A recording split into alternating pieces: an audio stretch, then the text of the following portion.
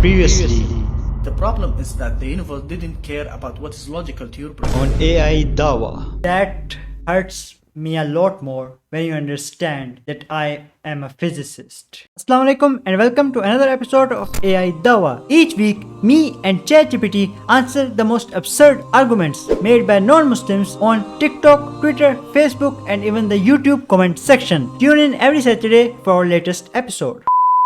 YouTube! So yeah, we are back again. Hopefully I won't need mental assistance after hearing all of these tweets. But hey, who worries about that, right? Alright, without further ado, let's begin. Starting off, as usual, with Twitter. We have our friend GCMG here. Either theistic religions are all true or none of them is. Good grammar, by the way. You only have those two choices. Wrong. They are all based on belief and the people who believe them all claim their deity is the one. But relax, you already believe in one. Believing in the other 299 should be a piece of cake. This is a very flawed logic and I'm gonna explain why with an analogy. You see, either all the theories about the Big Bang, which are all contradictory to each other, by the way, are true or none of them is. But that is not the case in reality. ChatGPT, if we have a set of contradictory belief systems, what are the possibilities of them being true? All of the contradictory belief systems cannot be true simultaneously.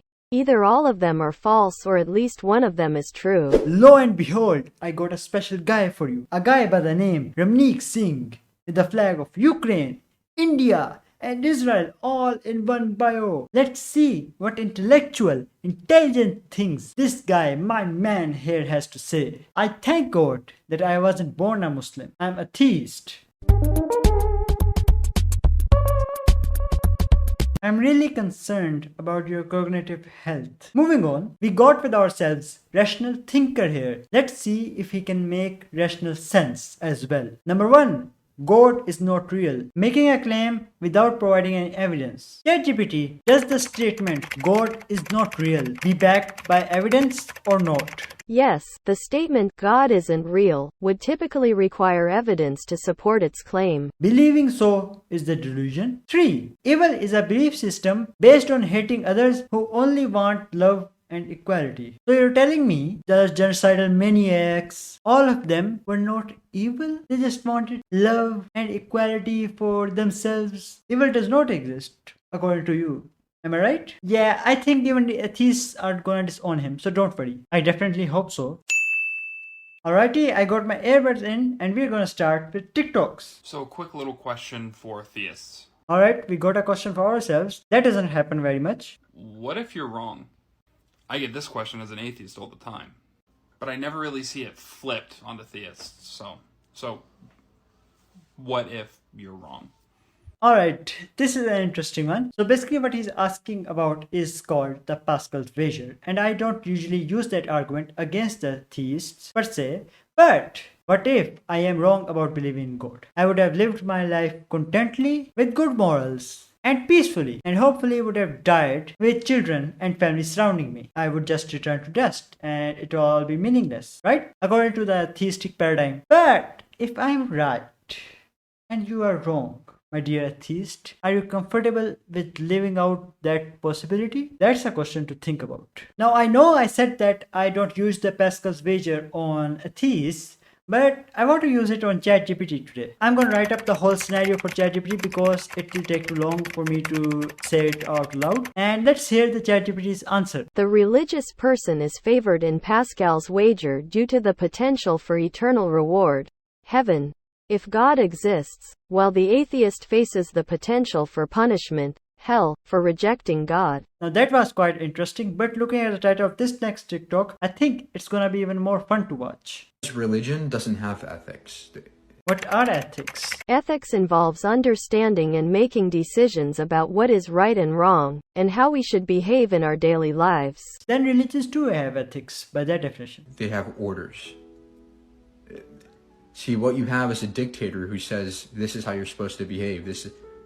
Let's be fair to each other. If all the laws saying that stealing is legal now and has no punishment, 90% or even more than those will be stealing in these Western secular countries. What I have is a groundwork from the roots up ethics.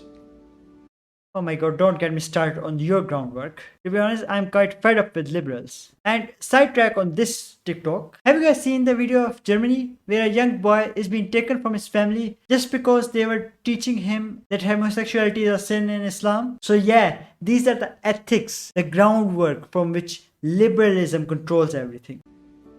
We eliminate all the baggage and we start from the zero and we say, okay, how do we want to live with each other? How do we want to live with each other? Not some magic dictator. How do we want to live with each other? And how do we evolve with our understandings of each other? That's a true moral system. And that's also a very flawed system. Do you know why? Imagine a majority society decides that it's better for the society as a whole that these people of a very particular race should be genocided, basically. According to his principles, can you call the angry mustache man morally bad even? And of course, I saved the best for the last. It's a segment of debate between Professor Lawrence Krauss and Hamza Sources. Let's see how proud atheists are of their professor. Is homosexuality wrong? In the Islamic tradition, it's a sin. Yeah? Okay, now here's an idea of why common sense should tell you that Islam, like many other religions, is not common sense. Homosexuality is perfectly natural. In all animal species, almost it's natural. It occurs with a 10% frequency. In fact, there are good evolutionary reasons for homosexuality. There are also good evolutionary reasons for murdering the offsprings of another lion when a lion takes over the pride. Survival of the fittest. Passing of the good genes to the next generation. Should we advocate for that among humans too? Why would a God who thought it was a sin make it natural among all species? I don't think the sheep, by the way, which 10% of sheep are long-term homosexual relationships. I'm quite sure you will make a terrible sheep, Professor. But go on. Okay? Why would a God who thought it was a sin create sheep who don't have a soul, who aren't able to think about it, be homosexual? That's the kind of nonsense that we have to ask, and the only way we can determine if it's nonsense is by looking at the world around us, not by deducing. Not by reducing it. So I guess we should not reduce any logical principles. Right? Because apparently logic doesn't work, and if logic doesn't work, science does not work, math does not work, everything falls apart. I mean, apparently, according to Professor Krauss, that's how we should go about it. ChatGPT, is math reduced? Yes, math is often deduced or derived through logical reasoning and principles based on axioms and rules of deduction. And we have some comments to go through on YouTube. Let's sift through them. Yes, he did die. God died, but luckily it does not stop there. He also rose from the death. The first fruit is those who fell asleep. You see, the problem here is that you just said that God died. It does not matter if he rose up or not. God died. That means that God is not immortal. If God is not immortal, and the Old Testament says he is, either he is not God or the Old